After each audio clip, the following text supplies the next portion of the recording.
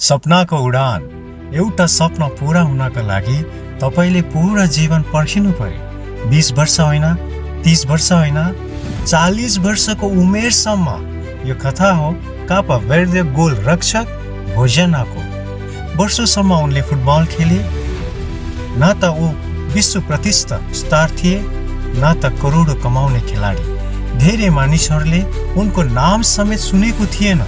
तर एउटा कुरा उनले कहिल्यै छोडेन, आफ्नो सपनामाथि विश्वास गर्नु। जब अरू खेलाडीहरू चर्चित बन्दै गए, भोजेनो भने अभ्यासमा लागिरहे।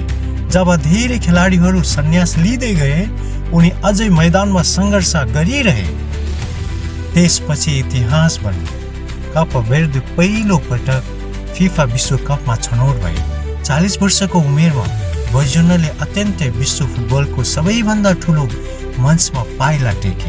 उनको पहिलो खेल थियो विश्व फुटबलको शक्तिशाली टोली स्पेन विरुद्ध।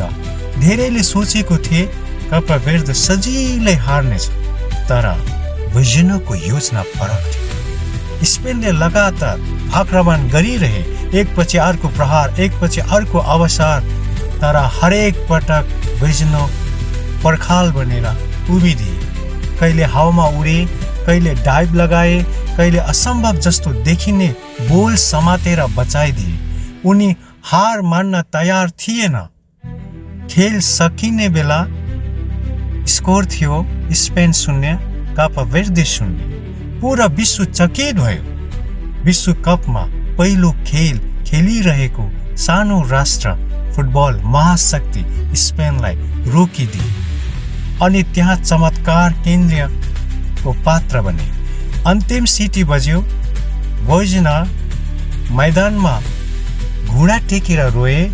त्यो आँसु कमजोरको थिएन, त्यो आँसु थियो वर्षौंको सङ्घर्ष, त्यागको, धैर्यको र एउटा सपना अन्तिम विजयको।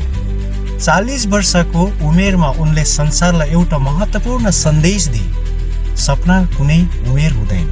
यदि तपाईँ निरन्तर मेहनत गर्नुहुन्छ, यदि तपाईँ विश्वास गर्नु छोड्नुहुन्न, यदि तपाईँ हार मान्नुहुन्न भने तपाईँको समय पनि एक दिन अवश्य आउँछ। भोजेनोले 40 वर्षसम्म आफ्नो अवसर पर्खिरहे र जब त्यो अवसर आए, उनले इतिहास रचे। उमेर केवल सङ्ख्या हो। सफलता उनीहरूले पाउँछन् जो अन्तिमसम्म लडेर हार मान्दैन।